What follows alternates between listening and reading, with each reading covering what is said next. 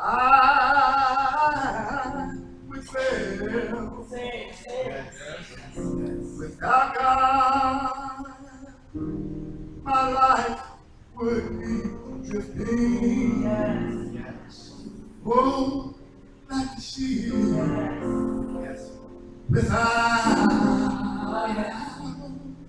without a sail. Without God, I could do nothing. Without Him, I fail.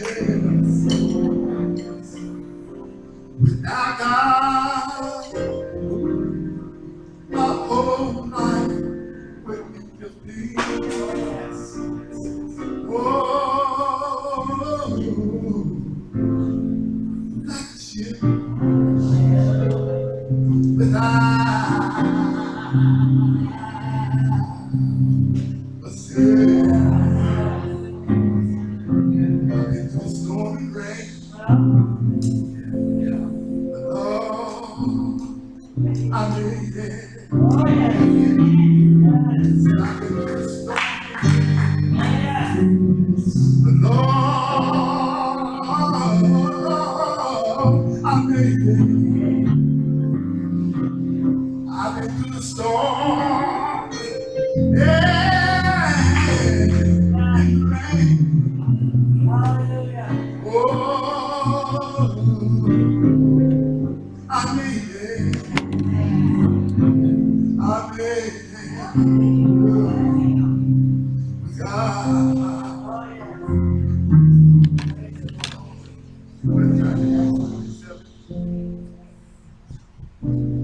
Now I'm going to start at verse 25. I'm reading from the Life Application Bible. But take courage. None of you will lose your life, even though the ship will go down. For last night an angel of God, to whom I belong, and whom I serve, stood beside me. And he said, "Don't be afraid, Paul, for you will surely stand trial before Caesar. What more? God in his goodness has granted safety to everyone, settling. So take courage, for I believe God. It will be just as he said. But we will be shipwrecked on an island." And I was looking at this text, and I kind of was looking at our website on Gulf Ministry, and I looked at our Bible study, and it was talking about, it was a title of, "Things May Get Worse Before They Get Better." And I thought, well, okay, I'm going to change this a little bit on this scripture. I'm going to talk about, don't be afraid, stay in the ship. In this lesson today, I want to talk to all of us that are serving Christ on today and inform you that this message is for everyone, and not only just converts, because I thought new converts would be here, but I'm thinking now, so I looked around, everybody in here has already been converted. In today's world, we face a lot of challenges. We have a challenge of relationships, challenges of financial stability, challenges of physical pain. We have troubles. Well, we have troubles on the job. We have troubles at school. We have troubles in the church. And I say in the church. And on this morning, as Sister Sweet was saying, we have troubles in the church. I'm thinking she's getting about what I'm talking about. But we have so much trouble in the church. And you say, how do we have trouble in the church? Well, we have trouble in the church. We face trials and storms, not natural storms, but storms of life. Here I'm talking about these trials. We face fiery trials. When we go through struggle, we have bursts of anger, grief or lust, infirmities. We talk about physical infirmities and illness. You said we have illness. We have illness. Even in this race, we're going to have some physical illness. We're going to become ill. It says we're going to have reproach, ridicule. We're going to be rejected. And we're going to, it's only because of our account of holiness. And in today's lesson, I want to talk about Paul. And in order to get to Paul, I where it first started. And we find out that Paul was talking to an Ananias in a group of Sanhedrin in a council. And in this council, it was a mixed section of people. We had the Pharisees and the Sadducees. And in this time, Paul was speaking, and he spoke up and he said something, and Ananias became displeased because Paul didn't recognize him as a priest. And Ananias told somebody to take their hand and slap Paul in the mouth. And Paul said, wait a minute, you are a priest. Now, you are rejecting it. How are you going to tell somebody to slap me in the mouth? You are a hypocrite. Now, at this point, they said, okay, let's take it. These Sanhedrin, these Pharisees, and these, they call them Sadducees, but I say Sadducees. They got together, and they plotted, and they said, let's go back to the council, because they thought about what Paul had done, because Paul didn't recognize who Ananias was. They said, listen, we need to kill this man because he's speaking untruth. So they went back to the council and said, we have made an oath to ourselves that we will not eat for 14 days until this man is dead. So here go Ananias. Ananias in himself saying, really, I can't kill this man, so I'll send him to somebody else. So if you get in verse 23, then you go to 24, Paul is going to somebody else. They send him to verse 25. They send him to somebody else to get to verse 26. Here we go again. Same, Paul is standing up, but this time, Paul had an opportunity to testify. And y'all know how we used to testify. Before you get up and testify, you used to sing a song. And I can imagine Paul singing, amazing grace, how sweet the sound that saved a wretch like me. He said, I once was lost, but now I'm found, was blind, but now I see. And I can see Paul tell him, listen, I was brought up as a Christian. I know the right way to go. He said, I was the one that was going around persecuting Christians. But one day, he said, me and my councilman, we was on our way to Damascus, on our way to destroy some Christians. And then he said, I said, well, his councilman. And I thought about, maybe he's talking about his adjectives. You know, we got adjectives. We always got to keep an adjective behind it. So Paul said, listen, on that day, a bright light shined about, so bright that it knocked us off of our donkeys. And Paul said, then I heard a voice from heaven crying out saying, Paul, Paul, why persecute me? And he said, who is that? Who am I? Who is this speaking? He said, I am God, the one that you persecute. And he told Paul from that day, I need you to stand up and start teaching God's word. And today in our Sunday school lesson, we talked about, he said, listen, Paul, don't worry about what people say. Don't worry about what they say. Be strong. Go out and teach my word. That's what God is telling us today. We got to be strong. God said, I got your back. It don't matter where you go, teach the word. He told Paul, preach to the Jews first. Even though some of them rejected him because they remember Paul as being a persecutor of saints. And then he said, after that, you go to the Greek. But in today's lesson, we find out that Paul is about to be aboard a ship that's headed to Rome because he's about to be killed. So they think so. And when Paul is on his way to Rome, before he get on the ship, he told him, he said, listen, this is going to be an unsafe trip. He said, we can't go on this trip because I heard there was about 276 people on this ship, along with their cargo and their food. And Paul said, this is not going to be a safe trip. But you know how we get sometimes? We don't want to listen to nobody. Somebody try to tell you the right direction. You don't want to do it. You want to go your own way, and then you end up messing up. So Paul gets on the ship. And when they get on the ship, we find out that they was going through so many storms. And I don't know why this morning everybody been talking about the storms. Because we're going to be going through some storms in our life. Every day is not going to be sunny. Every day is not going to be sunny. You know, we always quote the scripture, Psalm 23. The Lord is my shepherd, I shall not want. He makes me to lie down in green pastures. He leads me to quiet, still water. But everything, that sounds so perfect. Everything is going to be just howdy, goody. When you think of a big green pasture, you think about something that's plush, and something that's lovely. When you think about still water, you think about something quiet. Because, you know, a sheep, they don't like troubled water. They don't like troubled water. Then he said, 10-year-old ship is out. He said, get on this ship because there's no trouble in my water. So, you know,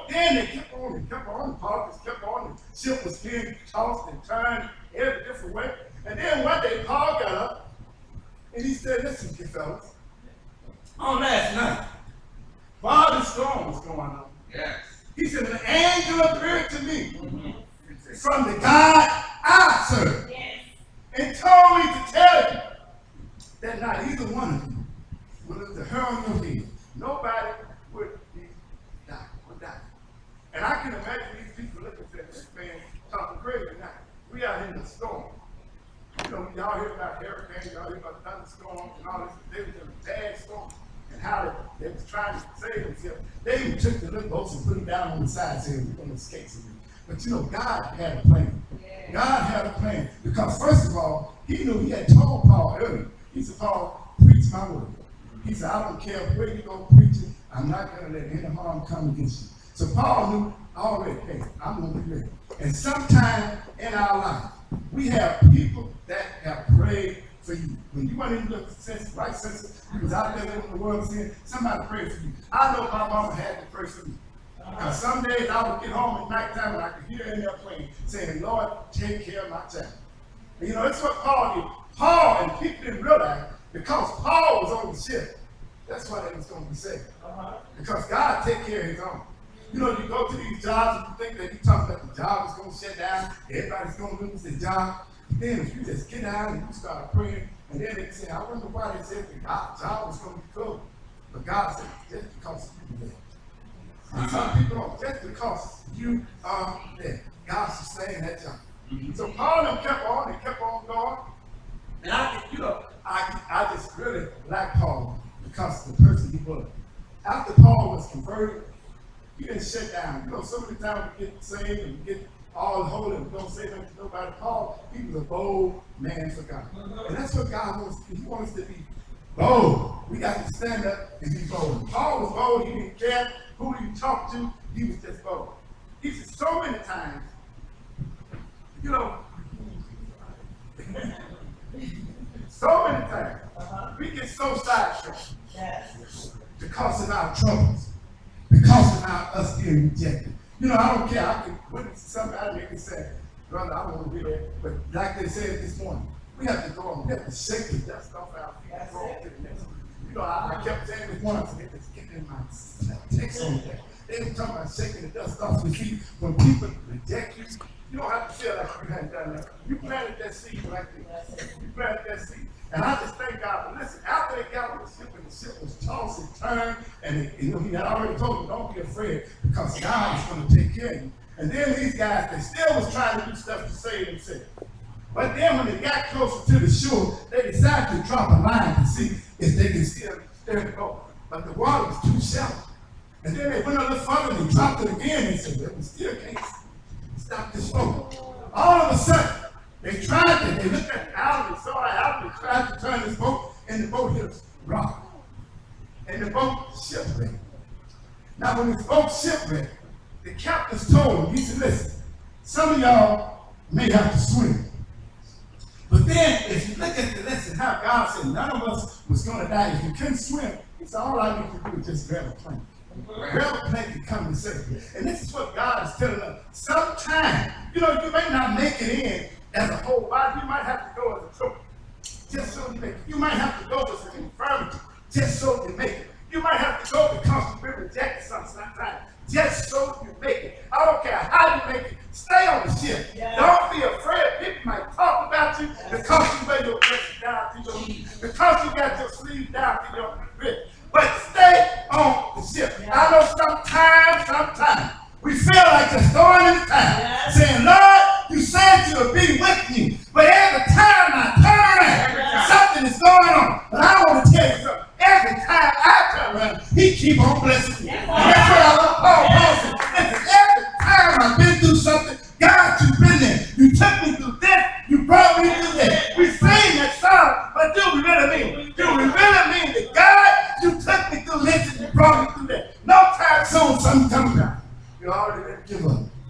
I thought the church was the place I was supposed to be. I thought this is what, you know, they won't have me. My utility bills going to be cut off and they won't give me no money. I'm about to leave that to God, you said you would take care of me. Hey, that's not it. God said, I'll take care of you. I can remember the time I walked off a job. I said, God, you know, I'm getting out of this job. I'm going to quit this job. Because I was upset, I got upset. And I walked off, didn't have a job, wasn't making that much money. But I walked off and my wife kept saying, you know what? You got to swallow your pride. And that's sometimes we need to swallow that pride. And I kept saying, no, I ain't going back. I'm not going back. And she kept saying, you don't have to go back. And she keep on working. Said, swallow your pride and go back and call it. So I had to swallow that pride and look back and say, listen, I want to have my job back. Let me tell you how God works. You know, God, this is what happened. I was working with this job. And every person that came to this job, they would bring me and severely train this guy. And after I trained about 2 weeks, the next thing I knew, they were my supervisors. And I thought, wait, this ain't happening no more. Next time y'all bring me somebody, I'm going to say something. Next time they brought this guy, young guy, they severely trained him on everything they do. And I said, you know what? I'm not training. I said, let me be the supervisor. See, that's how God works. You think you be going through some stuff, but God has a plan for your life. All these struggles you're going through, God's got a plan. I struggled. I got married. I told you, we got married at 23 and 19. One making no money. One making nothing. I think I'll make $5 an hour. But I asked her to marry me. And she did. I guess she loved me so much. $5 an hour. We wasn't making nothing. We barely could pay our house note. Couldn't pay our probably pay our house note. Couldn't pay our utility. You know, but God had a plan. Listen, all I need you to do is just stay faithful. And that's what Paul stayed faithful. After he was converted, he stayed faithful to God. He didn't be wavered. He wasn't wavered. You know, I was saying, like that ship without a sail, he wasn't just going here and there. He just stood still. He stood still because he said, be still and know that I am God. You know, we worry about so much stuff that don't even have to heal people. And all we have to do is put our trust in God. And that's what Paul said. I'm going to put my trust in God. He said, I know there's nobody but God has brought me this far. And that's what God has brought me from a mighty long way. I've been tossed, I've been turned, I've been talked about, still been talked about, but I want to talk about me. You know, long as I know that I am in God's will. That's all it matters. And that's what God wants to do there. Don't be afraid. Don't give up. Don't throw in the towel. Don't throw in the towel because people talking about you, because you live in holy. You know, she was talking this morning, you can't do that. You can't go nowhere. And I grew up the same way. Couldn't go nowhere. Couldn't go to the ball game. But you know, I wasn't going to save me, but I was acting like I was saved because my parents were saved. But then when I turned my life over to God, I made up in my mind, no matter what comes or what happens, I'm going to stay right here. You know, and so many times this is what Paul said, I'm just going to stay here. You know, I'm going to be bold. I'm going to be bold. I'm going to tell you when you're wrong. And I'm going to tell you when you're right. And that's our thing. We let folks come up and we live in Calvary and we don't say a thing to them.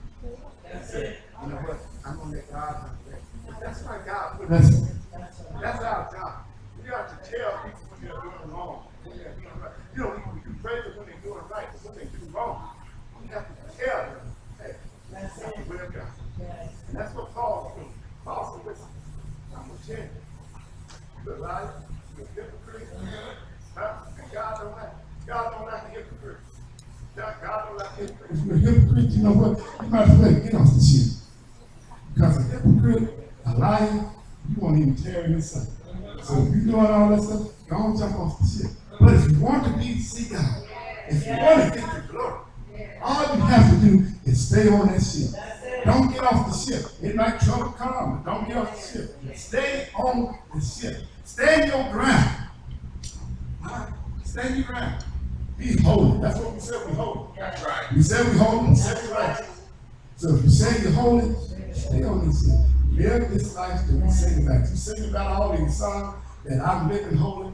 When you go out there in the world, people see you going to different places that you shouldn't be going to, but yet still saying, I'm holy and I'm sanctified. That's what's hindering the church now. That's why people won't come to this place, because they say, I saw you last night, brother. You're in the same place I was. But you're saying you're holy and you're sanctified with the gift of the Holy Ghost. You know, I just thank God. You know, I thank God for my oldest son and sister wife coming. They told me it was going to be here today. I'm not finished. I thank God for coming on today. But I I just want to let you know, even my son, since he's here now, I can tell you, I said, be strong. You know, my son, he's motivated. He just want to start his business. He got one barbershop open. He's doing great. He got about 6 barbers in there now. And then he was telling me, Dad, I want to come to Nashville and I want to start me a barbershop in Nashville. But I'm going to tell you this today. Be strong. Don't let those naysayers. Because you got a lot of naysayers telling you you're doing too much. But if God has a plan in your life, you can do it. And that's what God did for Paul. God had a plan for Paul. Because he took care of it. And God